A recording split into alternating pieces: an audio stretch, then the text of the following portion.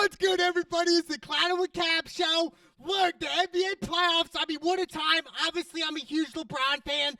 Obviously, they're out, which is very disappointing. But my pick was the Nets, and it's kind of still the Nets. After what we saw Kevin Durant do last night, 48 points, 17 boards, and 10 assists, another triple-double. And I've said it before, Kevin Durant, he's the best scorer in the NBA. Now, a lot of people on social media and all different platforms are saying, Kevin Durant's been the best player in the league for the past 3 to 4 years. And I couldn't find a more ignorant statement than that.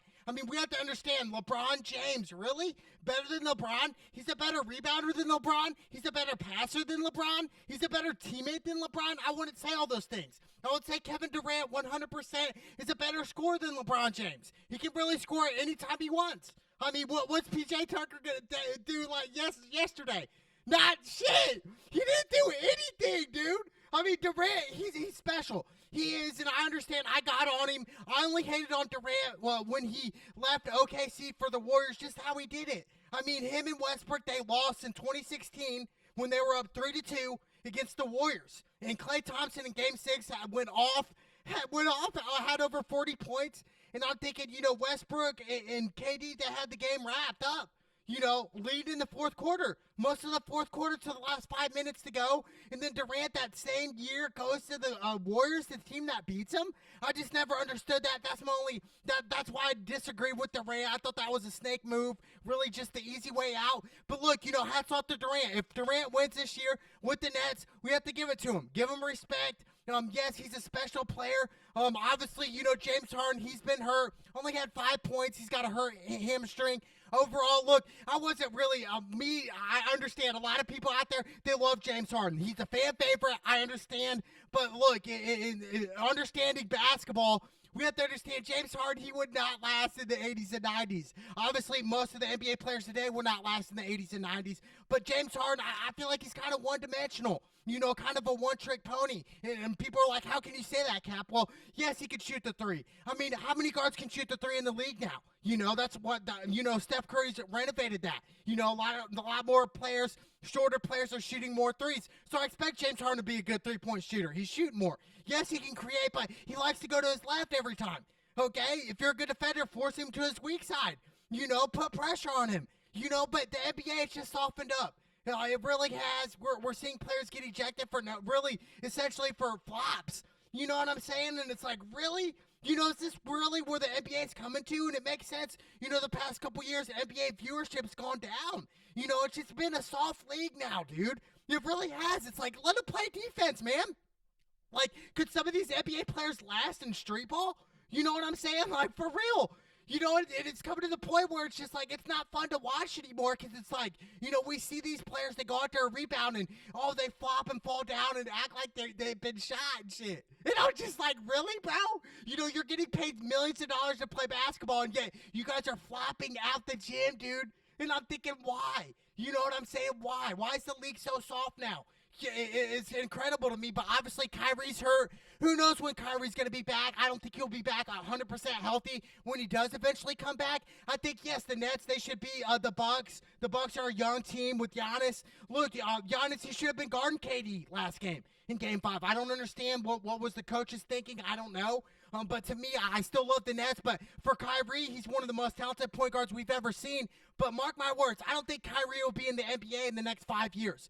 Not because not the talent, because his mental aspect. I don't think mentally Kyrie's there for basketball. I really don't. And we've seen it the past couple years. He's missing games just randomly. And it's just like comes to the point where it's like, dude, like, where's Kyrie mental at? You know what I'm saying? I think Kyrie's not thinking about basketball right now. I think he's thinking more about world issues that's going on in society right now, trying to solve them, which I'm not knocking Kyrie for that. I just think Kyrie, he's in a blessed position right now. But to me, I could see him parting ways with the NBA in the next couple years just because his mental aspect is not there anymore, dude. It's not. It's not that Mamba mentality anymore. It's not. I don't see it in Kyrie, either James Harden, but Durant, I'm not worried about Durant. Best scorer in the NBA, has been for the past years. I'll give him that. But the best player in the world, And right now, everyone's on the high horse of that. I still think LeBron James is the best player in the world. You know, when we look at LeBron James, we're saying, all right, most triple doubles in NBA Finals history. You know, 4 championships. I get it. His record in the NBA Finals is under 500, but you have to understand people want to play for LeBron. And I feel like LeBron is the best at making his teammates better players. You know, for instance, Mo Williams, you know, made him a champion, dude. You know, and he played with Mo Williams back in the day. You know, won in 2016. You know, Matthew Dellavedova. Some of these cats people never even heard of. You know, played for LeBron, and LeBron made him a better player than what they are. For real, J.R. Smith was kind of on his end of his career. You know, made J.R. Smith a 2-time NBA champion. You know, some of these cats, it's just like, these aren't superstars in the NBA at all. You know what I'm saying? So it's like LeBron makes them better overall, but, you know, hats off to Durant. They are still my pick right now. Obviously, if Harden and Kyrie are not going to be healthy, I don't think the Nets can really do it just with Durant. I mean, who else do they have besides those guys? You know what I'm saying? Like, you know, they're going to have role players step up, but, you know, obviously the Nets are ahead of the series. I think they'll beat the Bucks. My whole thing is, can they win a championship just with Durant? I don't think so. They need a healthy Kyrie. They need Kyrie back, you know, immediately, but James Harden, you know, hamstring, that takes a couple of weeks to recover to get back to 100%. And him playing over 40 minutes last night and only 5 points, you know, it was like, what? You know what I'm saying? I just never understood that. But, you know, hats off to Steve Nash and Durant. I hope Steve Nash gets a championship. Obviously didn't as a player, but as a coach, I think that could be different. But obviously, hats off to Durant. You know, best scorer in the NBA, hands down. Then we got the 76ers and Hawks. This is really a coin flip. Joel Embiid, I didn't really like the game 4. I thought the Sixers collapsed late, and really the Hawks stole that game. You know, now it's an even series right now. Trae Young, I think he's going to snap off. I really do. I think the Hawks can really take this series and really win it. You know, watching the game 4 is really disappointing. To me, I like Trae Young, man. You know, he's one of those young, up-and-coming point guards that's going to be a superstar, if not already a superstar. You know, and a lot of these cats, you know, they copycat Steph now. You know, everyone now is kind of shooting from deep 3 now. Why? Because of Steph Curry. And it's crazy to me. The NBA it's so silly. You know, Russell Westbrook didn't get NBA All-Team this year, and yet he averaged a triple-double?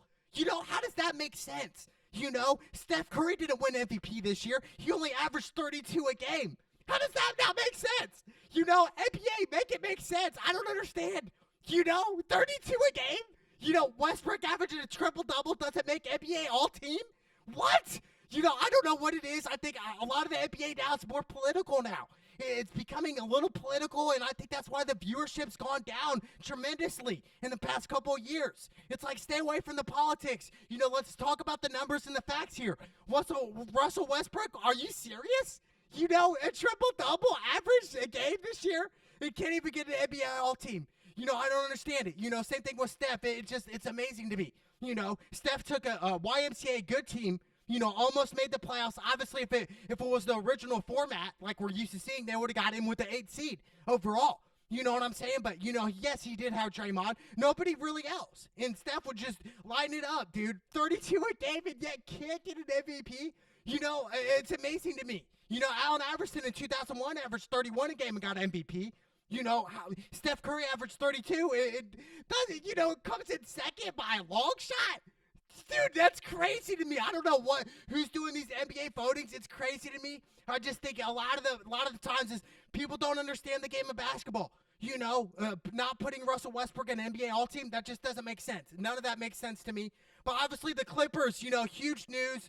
Obviously, you know, Kawhi, you know, probably out for the rest of the season. They think he has a torn ACL.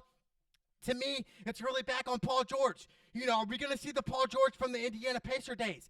Probably not. I think Paul George is washed up, in my opinion. Really, he's washed up. I think he's overrated. You know, I think he should have stayed in Indy. I don't know if that was Indy's fault, but, you know, with Kawhi being out, it's over. You know, Kawhi was their last hope. You know, and I really didn't think Kawhi was a top 5 player. Obviously, the past couple games, he destroyed it and obviously destroyed my myth. But, you know, like Tom Brady once said, what good is your value if you're not available to play? You know, but, you know, hats off to Kawhi. He's a champion, 100%. I just didn't think he's a top 5 player. You know, I still stick to that, but, you know, he's a champion 100%. You know, I'll take nothing away from him. He won the championship with the Toronto Raptors in 2019. What a run. But it came to an end here, and I think the Clippers are done, dude. I think Utah, Mitchell, he's gonna snap off. Another young superstar that really doesn't get as much recognition as I would expect. Davion Mitchell, he's a beast, dude. He's a young, he can shoot, he can create, he can get to the bucket, he can do so many great things. So, and then we got Ruby Gobert, the same guy who was making fun of the COVID last year, messed around and got COVID, but he's having a great season this year. He's having a great season. Mike Conley coming in, having a good. So I like Utah here, man. They play well. They play great at home. In that stadium, they play well, and who would have thought that maybe Utah might even make the finals? That'll be crazy if that really does happen, dude. That Utah could possibly make the finals. But obviously, the hottest team right now is the Suns. No doubt about it. They swept through Denver. CP3 balling it out. We just got breaking news that CP3 has some type of COVID symptom, something of that sort. So he might miss a couple weeks, which is really bad right now. CP3's been balling, dude.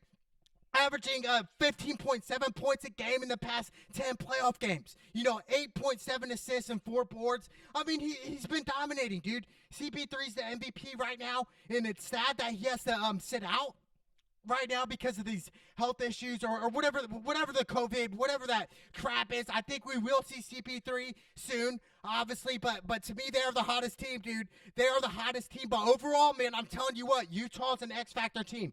They are an X-Factor team. They can run deep, and I expect them to really show out.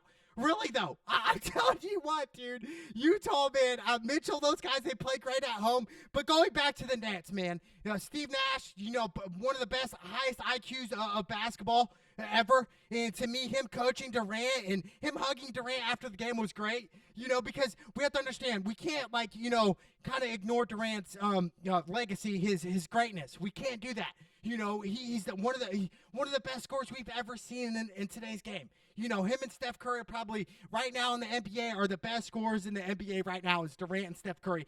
Hands down, dude, not a question, okay? But to me, it really boils down to James Harden and Kyrie. What's going to happen to them? Are they going to go through injuries? What's next for them? Who knows? There's so many injuries going around in the NBA. It's crazy.